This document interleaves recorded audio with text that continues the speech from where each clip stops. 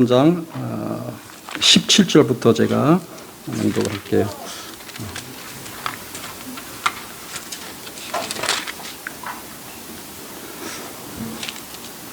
형제들아, 너희는 함께 나를 본받으라.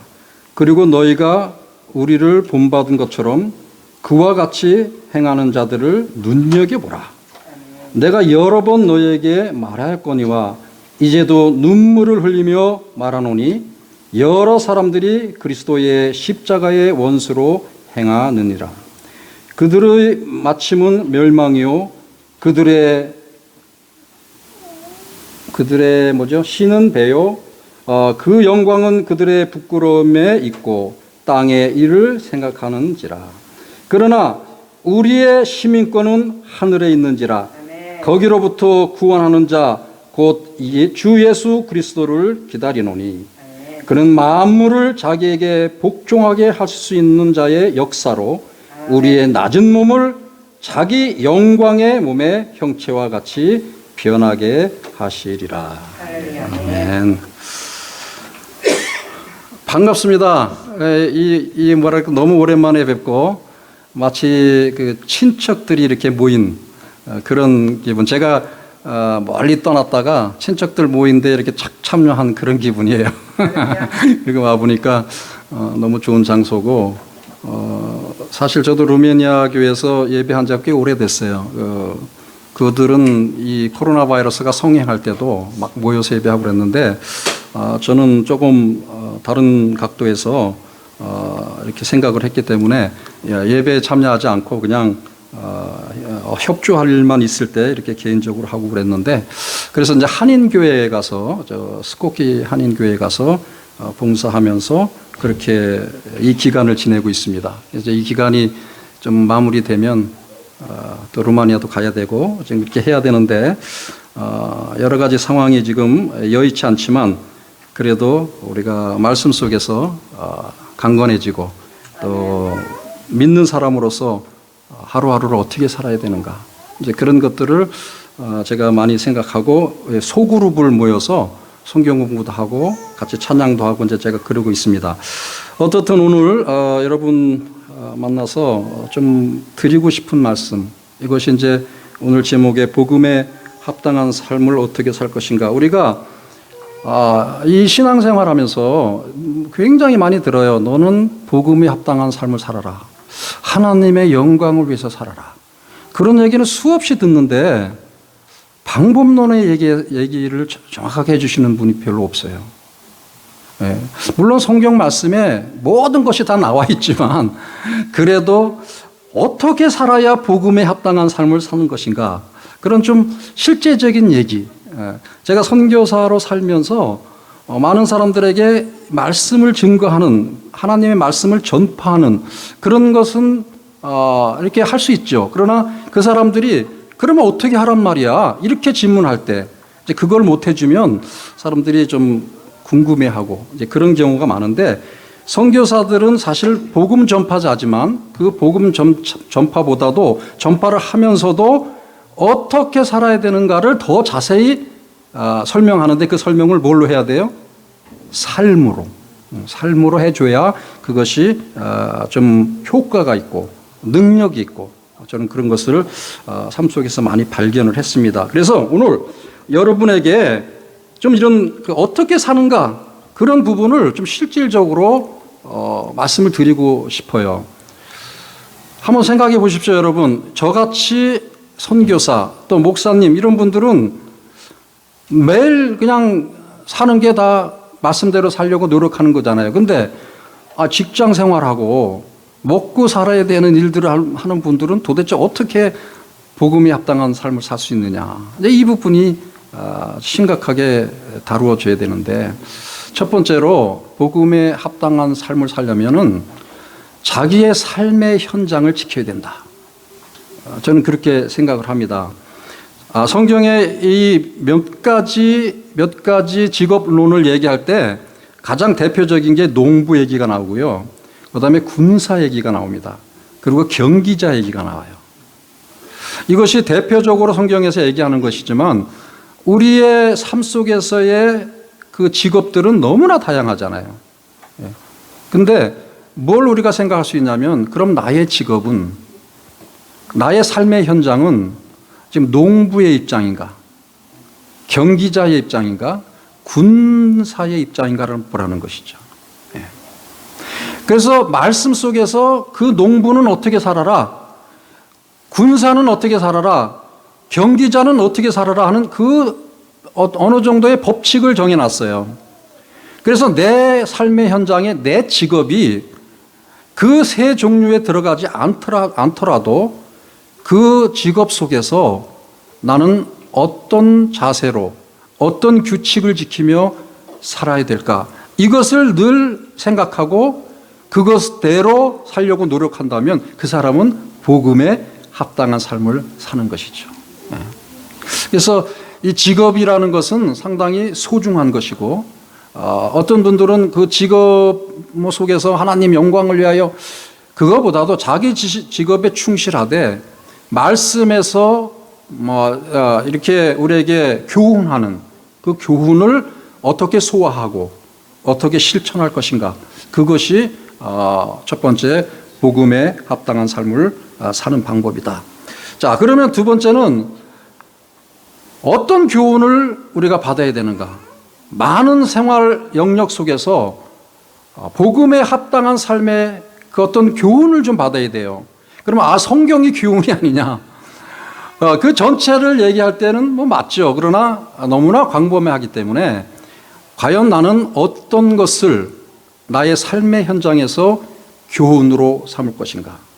각자 다 다르겠죠. 그러나 저는 어떻게 교훈을 삼았냐면, 하나님은 생명의 원천이시다. 일단 이 생명에 대한 각별한 그 신경을 써야 돼요. 아까 기도하면서도 우리가 아기서부터 중학생까지 그냥 만나는 아이들이 아니라 그 생명의 소중함에 대해서 기도했잖아요. 사실 우리가 하나님의 자녀라는 그 개념은 이미 하나님께서 우리가 지금 그 자녀를 키우는 것처럼 그런 새로운 생명을 우리에게 부여했다는 것이잖아요. 그러면 그 생명이 원천이 누구냐? 하나님이시다. 이것을 늘 마음속에 생각하며 살아갈 때에 굉장히 우리의 그 삶의 행동이 참 소중해지는 거죠. 그래서 그 생명을 소중하게 여기게 되면 결탄코 이렇게 인종차별이나 또 좀 이렇게 좀 지체가 부재한 이런 분들을 차별할 수가 없어요. 이 세상에 뭐 인권이 어떻고 뭐 자유주의적인 어떤 그 삶의 그런 것들이 법적으로 많이 제정이 되지만, 아무리 뭐 법적으로 뭘 해도 정말 가장 그 우리가 존중받아야 할 인권은 이 생명성에 있는 거잖아요. 생명 존중이잖아요, 사실은. 근데 그 생명 존중은 법으로 정하는 그거보다도 더 강력한 게 하나님이 생명의 원천이시다. 우리가 정말 하나님으로부터 생명을 받았다면 그 하나님이 원하시는 그 생명을 가지고 살아야 된다. 이렇게 되면은 그 법적인 것보다도 훨씬 더 소중하게 생명을 사랑할 수 있다. 이렇게 되죠. 그 다음에 우리의 시각이, 교훈 중에 하나가 그래요. 생명을 정말 존중하는 그 마음이 있는데 우리의 시각이, 우리의 시선이 어디에 있느냐, 이것을 또 잘 생각해야 됩니다.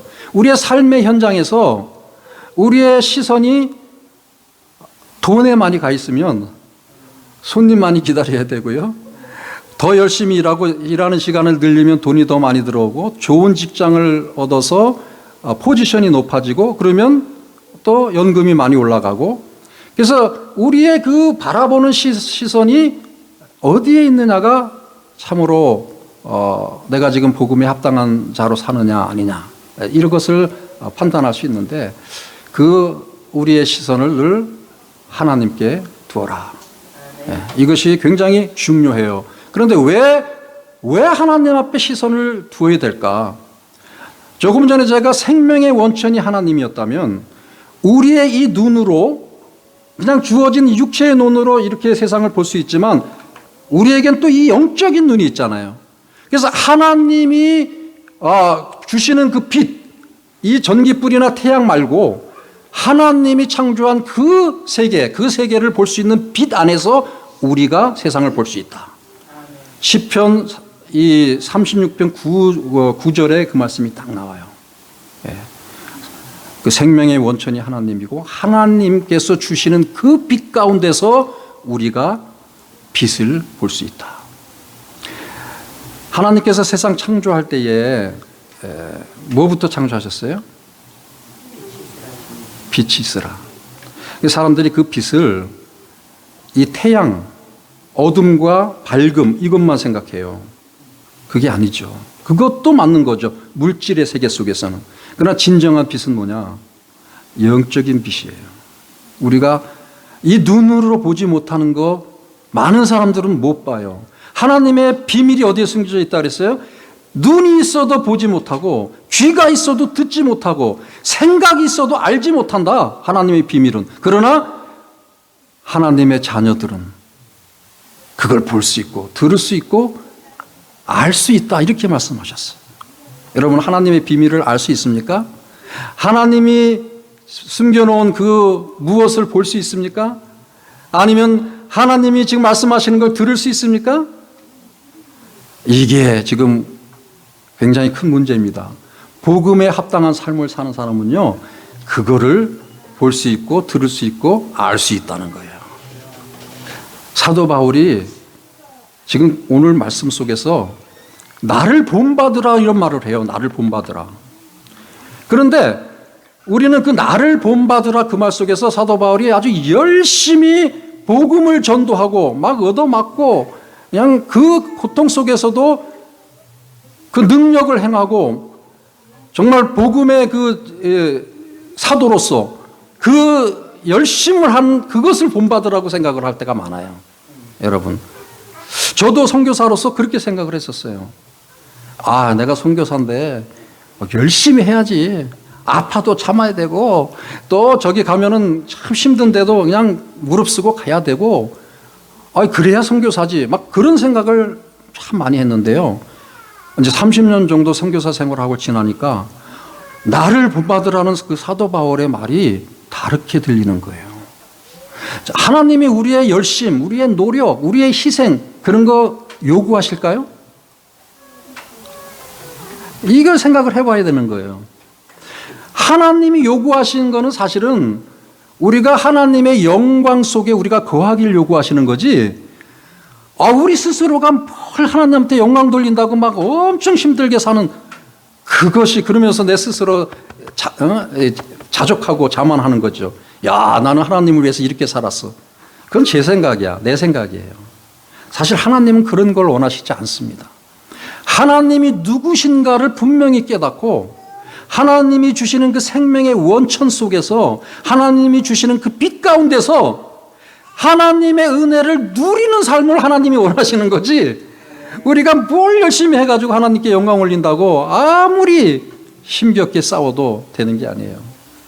농부와 군사와 경기자는 하나님의 방법대로 사는 그것을 말씀해 주는 거지, 우리가 얘기하는 이 세상살이 속에서 막 무조건 열심히 달려서 이겨야 되고 열심히 노력해서 막 열매를 많이 거둬야 되고 또 군사처럼 아무런 그 신경 쓰지 말고 그냥 하나님 명령하시는 대로만 무조건 따라야 된다, 이런 세상적인 시각으로 말씀을 대하니까 굉장히 편견적이에요.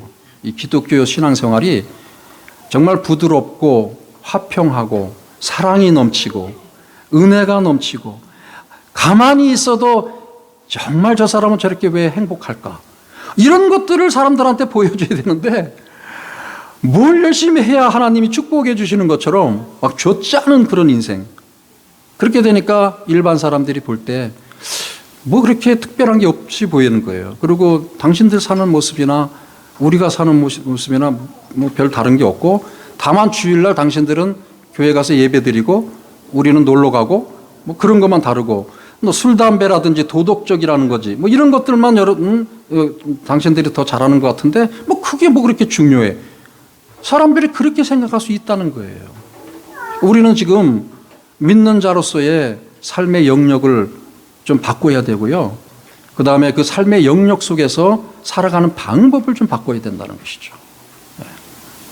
우리의 삶의 현장이 먹고 사는 문제에 부딪힐지라도 나의 관점이 하나님의 영광에 가 있으면 이미 우리는 행복한 자입니다. 아무리 고생을 해도요, 나는 영광된 존재다. 나는 하나님께서 다른 사람들하고 하나님을 모르는 사람, 생명의 원천이 무엇인지 모르고 하나님의 주시는 그 빛이 무엇인지 모르고 그냥 내가 보이는 대로, 내가 느끼는 대로, 내가 생각하는 대로 이렇게 사는 사람들하고는 다르구나. 이거를 깨달으면요, 어느 삶의 현장 속에서도 우리는 복음에 합당한 자로 살 수 있다는 것입니다. 그래서 꼭 잊지 말 것은 삶의 현장을 지켜라. 그리고 하나님이 주시는 생명의 원천이 무엇인가? 생명의 원천이 하나님께 있고 하나님이 주시는 빛 속에서 나는 그 빛을 바라보고 있다. 여러분, 그 다음에 더 중요한 게 있어요. 자, 거기까지는 복음에 합당한, 거기도 사실은 거기까지 가는 것도 쉽진 않지만 그래도 그렇게 살려고 노력하는 신앙자들이 많아요. 그런데 또 한 가지 우리가 조금 그 영역 속에서 깨달아야 할 것은 예배자의 삶인데, 자, 복음에 합당한 자는 사실은 예배자로 사는 것이잖아요. 예배자. 그런데 이 예배자가 어떻게 사는 게 예배자냐? 주일날 예배 시간에 나와서 예배하면 예배자입니까? 어떻게 생각하세요? 우리는 그래서 뭐 주일 성수부터 시작해서 놀러 가더라도 오후에 골프를 가더라도 주일날 예배 시간을 지키고 예배 드리고 가라. 그러면 마음이 편하다. 그래서 예배 시간은 꼭 지키고 놀러 가는 사람 많아요. 예배자입니까? 사실은요, 구약 시대에는 그 성소가 있었어요. 규칙이 있었어요. 그리고 그렇게 해야만이 됐어요. 예배는. 그런데 예수님께서 십자가에 달려 돌아가시고, 오늘 십자가 얘기가 나오죠? 예수님의 사랑이 나옵니다. 그 규율을, 구약 시대의 규율을 휘장이 갈라지면서 그것을 해방시켰잖아요. 해방시키면서 예배자로의 삶을 변경시켜줬어요. 그것이 이제 영적인 예배, 산제사라는 것이죠. 산제사. 우리가 이 산제사에 대해서 깊이 깨달아야만이 복음에 합당한 삶을 살 수 있는 거예요. 산제사는 어떻게 드리는 게 산제사일까요? 아까 삶의 현장하고 연결됩니다. 산제사라는 건 살아있는 존재로서, 그러면서 영적인 존재로서 예배하라 이 말이잖아요. 우리가 사는 것이 뭐예요? 삶의 현장이 사는 것이잖아요. 직업을 가지고 돈도 벌어야 되고 자식들도 키워야 되고, 그럼 그 속에서 과연 어떻게 예배를 드릴 수 있을까? 이것을 해결하는 사람은 정말 복음에 합당하는 건데, 우리가 그 예배를 해결을 못해요. 삶의 현장에서, 가정에서, 또 만나는 사람들과의 모든 관계성 속에서, 그 속에서도 예배자의 모습이 보여야 되는데, 삶이 따로 있고 돈 버는 일이 따로 있고 직업이 따로 있고 교회에 나와서 예배 시간에 예배 드리면 그게 예배자다 하는 그것이 오히려 복음에 합당한 삶을 좀 흐트려 버리는 그런 하나의 예배 규정이 되어버렸죠. 그래서 오늘은 우리의 그 예배 규정을 인간적인 규율 속에서 지켜야 함이 마땅하죠. 우리가 인생을 살면서 사회적인 제도나 규율을 벗어날 수는 없잖아요.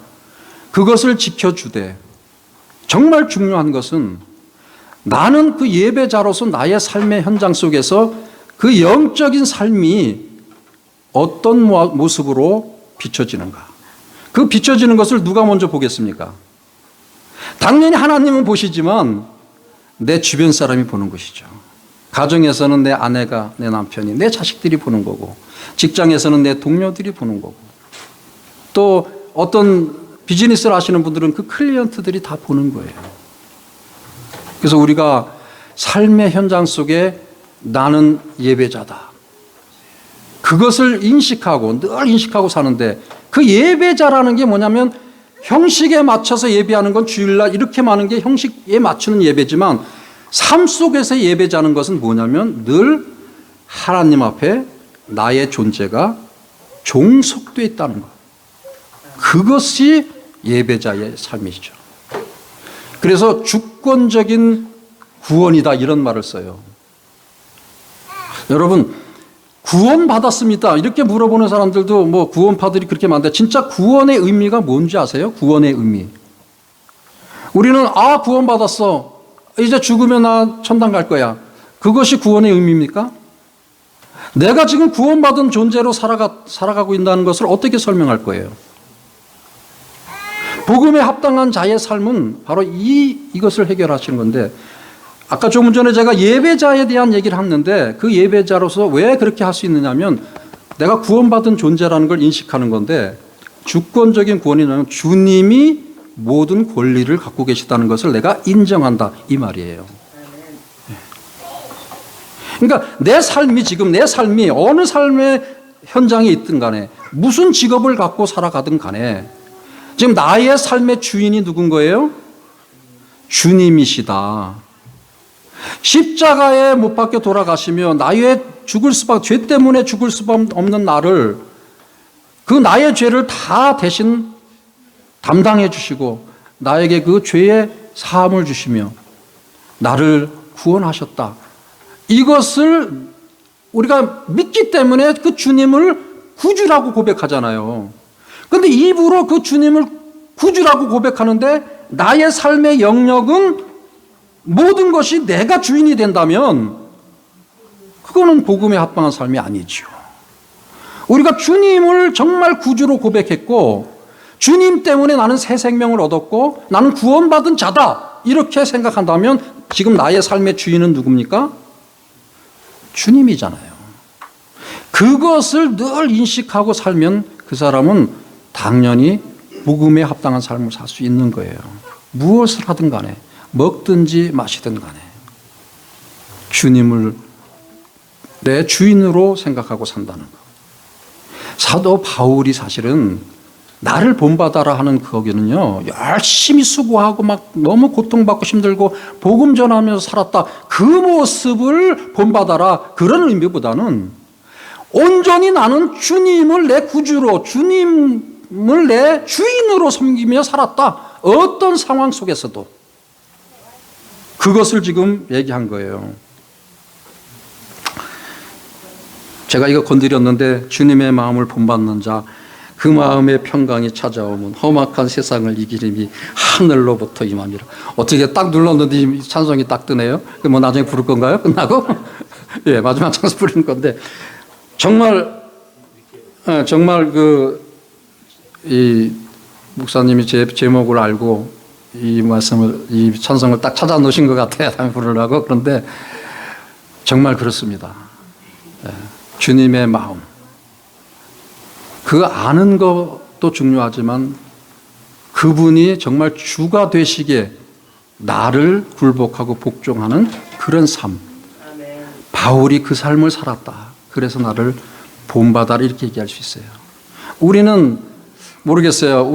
제가 이제 선교사 생활하면서 선교사들도 양육하고 파송하고 또 교회에서 뭐 제자들도 훈련하고 뭐 이렇게 했지만 나를 본받아라고 얘기할 수 있는 그 정도의 그 수준이 안 되잖아요.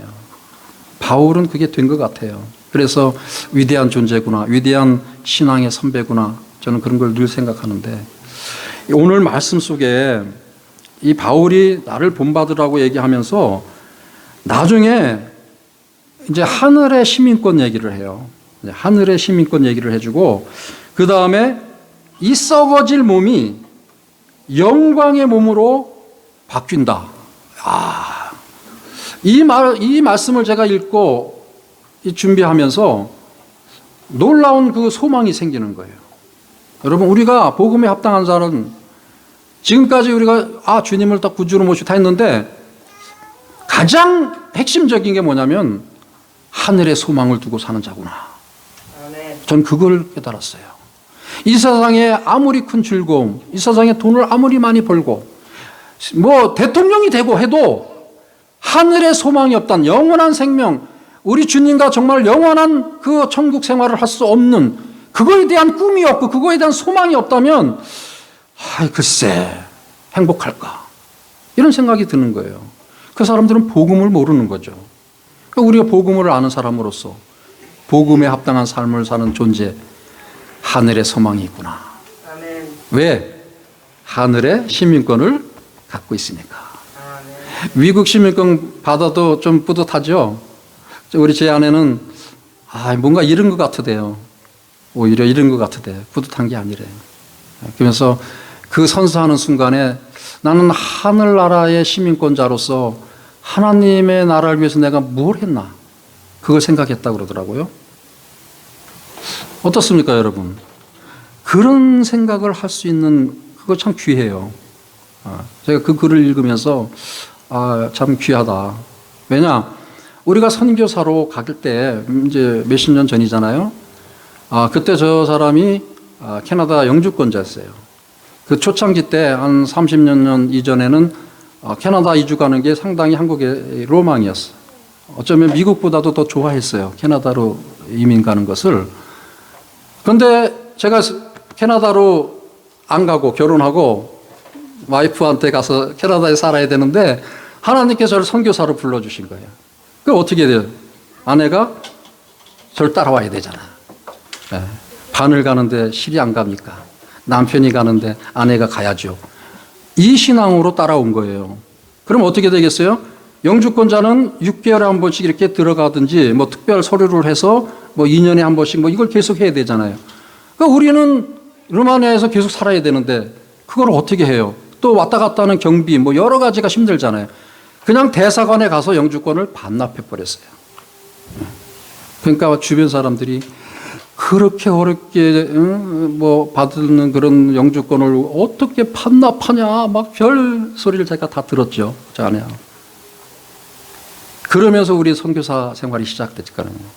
그러니까 우리한테는 정말 이 땅의 어떤 영주권 시민권이 그렇게 중요하지 않아요. 사람들은 뭐 상당히 중요하게 여길 수 있겠죠. 그런데 오늘 이 말씀 속에 그것을 위로하고 더 큰 소망을 주시는 말씀이 나오잖아요. 우리에게 뭐가 있다? 하늘에 시민권이 있다. 아멘. 여러분, 아무리 미국 시민권이 좋아도 하늘 시민권 없으면 글쎄 그렇게 크게 기뻐하지 못할 것 같아요. 근데 뭐 미국 시민권도 없고 뭐 아무것도 없어도 정말 하늘의 시민권자로 나는 하늘의 소망을 두고 산다면 그 사람 더 행복할 것 같아요. 바울이 그걸 얘기해 주고 있어요. 이때도 로마 시민권이 엄청났거든요. 로마 시민권. 로마 시민권 있으면 죄인도 이렇게 막 풀려나고 막 그랬잖아요. 로마 시민권 없으면 굉장히 핍박을 당하는 그런 시대였잖아요. 그렇기 때문에 바울이 시민권 얘기를 하는 거예요. 바울은 사실 로마 시민권자였어요. 그래서 그 때문에 뭐 여러 가지 득도 본 그런 복음 사역하는데 좀 좋은 면도 있었지만 바울이 주장하고 싶은 건 로마 시민권보다 더 좋은 것이 하늘의 시민권이다. 이걸 지금 얘기하고 있고요. 그 다음에 맨 마지막에 이 주님이 얼마나 영광스러운 그런 분이냐. 인간의 육신으로 왔다가 부활하실 때 어떤 몸으로 부활하신 거예요? 인간의 우리의 육신은 썩을 수밖에 없잖아요. 다 흙으로 돌아가요. 예수님은 영광의 몸체로 부활을 하셨다고 그래요. 영광의 몸체로. 그럼 우리 지금 예수를 믿고 하늘의 소망을 두고 하늘의 시민권자로 살아가는 사람들의 몸은 어떻게 될까요? 나중에 예수님이 오시면. 우리도 예수님과 동일한 영광의 몸체로 바뀐다. 할렐루야. 아멘. 저는 이걸 믿습니다. 아멘. 정말 우리가 이 부활의 소망, 이 썩어질 육체가 주님과 같은 영광의 몸체로 바뀐다는 이 소망이 없다면 다른 것 다 믿어도요 별로 삶에 낙이 없어요. 그냥 잘 믿고 신앙생활하고 복음생활하고 뭐 하나님의 생명이 원천이 어떻고 뭐 이런저런 거 다 깨닫고 살아도요 일단 나한테 고난이 오고 먹을 게 없고 돈이 못 벌려서 막 몰개지 못 내고 막 휘달리면 사람 무너지는 거예요. 사탄은 그걸 이용하고 있어요 항상. 우리 삶 속에 아무리 신앙이 강한 것 같아도요, 역경이 닥쳐봐요. 아주 심한 무슨 힘든 게 찾아오면 무너지는 게 인간이거든요. 그런데 무너지지 않을 수 있는 거 단 한 가지, 바로 부활의 소망 끝까지 잡는 거예요. 아멘. 부활의 소망. 내가 혹시 이거를 못 이겨서 죽어도, 혹시 내가 이것 때문에 아이고 빚쟁이한테 그냥 날아가고 어떻게 할지라도, 그래 나는 죽어도 주님과 함께 영원히 살 수 있는 존재다. 이거 믿고 있으면요, 끝까지 견딜 수 있는 거예요. 근데 그게 없으면 아무리 믿음이 좋아도요, 성경 말씀 아무리 잘 알아도, 교회 와서 그냥 열심히 예배하고 새벽기도 열심히 다니고 막 해도 힘들어요. 그렇게 무너지는 분들 제가 많이 봤어요. 근데 부활의 소망 정말 지키고 있으면 끝까지 우리가 참아낼 수 있다. 그렇게 여러분, 오늘 이 사도 바울이 우리한테 주는 그 하늘의 시민권, 이게 참 좋구나. 그래서 우리의 육체가, 우리가 죽어도 다시 그 아주 영광의 그 몸체로 바뀌어서 영원히 주님과 살 수 있구나. 아, 이 소망을 지닐 수 있다면 얼마나 행복한 존재이겠습니까? 이 사람들이 복음에 합당한 삶을 사는 자들입니다. 사랑하는 성도 여러분, 힘겹고 어렵고 여러 가지 조금 불편할지라도, 그래 나는 하늘의 시민권을 가진 자다. 나는 주님으로 인해서 구원받은 자다. 주님이 나의 주인이시기 때문에 죽어도 살아도 나는 주님 의지하며 앞으로 가겠다. 이렇게 한번 굳건히 다짐하고 그렇게 살아가면요, 하나님께서 뭔가 소망을 주시고 또 이렇게 뚫고 나갈 수 있는 그런 길도 열어주시고, 아이고 정한데 뭐 죽음도 내가 각오하겠다, 이런 생각까지 할 때면은 분명히 더 큰 역사가 일어날 줄 믿습니다. 믿는 자들 죽음을 두려워하지 마시고 하늘의 소망을 두고 최선을 다해서 나의 삶의 현장을 지켜가시기를 주님의 이름으로 축원합니다. 네, 기도하겠습니다. 하나님 아버지, 감사합니다. 참 어렵고 힘든 시기를 살고 있습니다. 그러나 우리가 하나님 앞에서 평화를 누리고 기쁨을 누릴 수 있는 그 단 한 가지, 복음에 합당한 삶을 살기 때문입니다. 아버지 하나님, 오늘 우리가 어떻게 복음에 합당한 삶을 살 것인가, 하나님의 말씀을 통해서 새로운 소망을 얻습니다. 아버지 하나님, 우리에게 말씀을 깨닫는 그런 지혜를 주시고 말씀의 그 능력을 우리의 삶 속에서 성취해 갈 수 있도록 역사하여 주시옵소서. 예수님의 이름으로 기도드립니다. 아멘.